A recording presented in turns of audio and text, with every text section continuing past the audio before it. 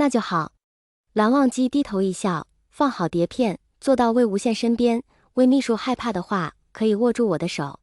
说了不怕。魏无羡明显底气不足。啊呀呀，蓝副总，不看了不看了。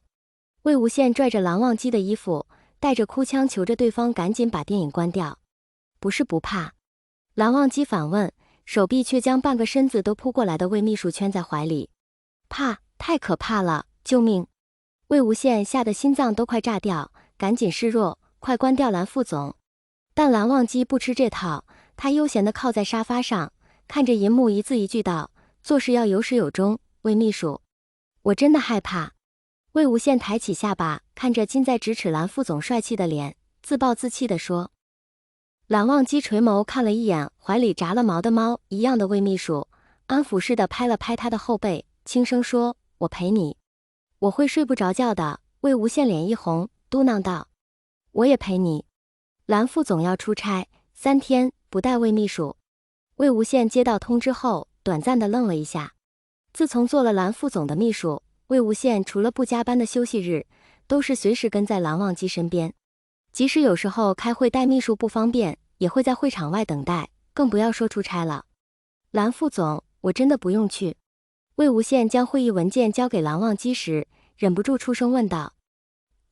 这个会往年是兄长去参加的。蓝忘机答道。不需要在会场外等您吗？魏无羡话说出口，又怕蓝忘机误会，赶紧接了一句。我怕您一个人不方便，放心，没有问题。蓝忘机似乎并不在意，低头继续看文件了。魏无羡只好回到秘书室，蓝副总不在的话，他工作会轻松很多，理应高兴才是。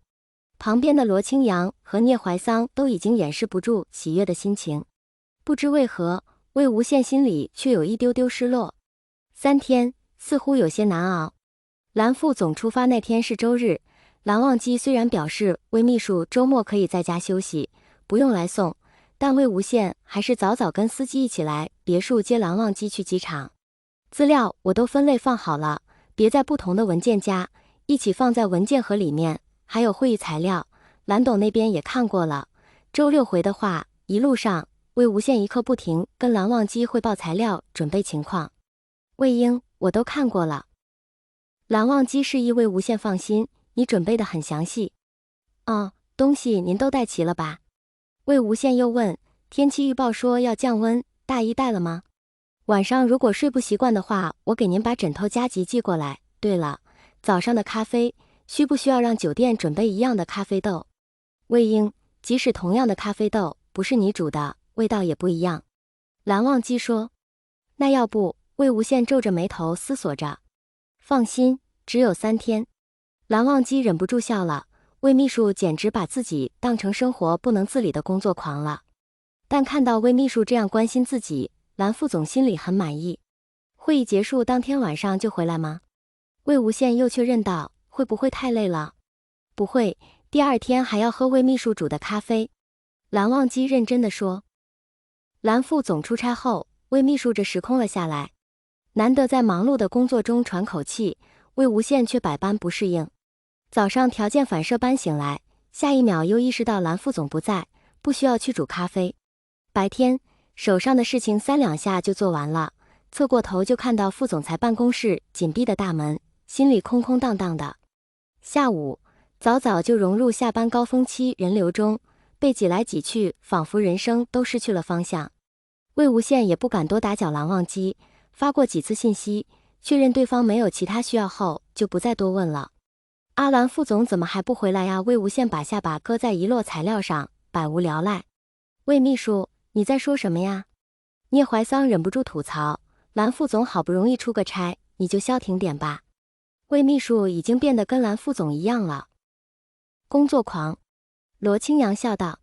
近墨者黑呀。聂怀桑表示认同，你会失去超多快乐的。你才黑呢。魏无羡生气了，冰清玉洁的蓝副总裁不是墨呢。看看，聂怀桑也不敢多吐槽，咂着嘴一边玩去了。蓝忘机返回的航班深夜才抵达，尽管蓝忘机多次表示时间太晚不需要来接，但魏无羡还是兴冲冲跟着司机一起去机场了。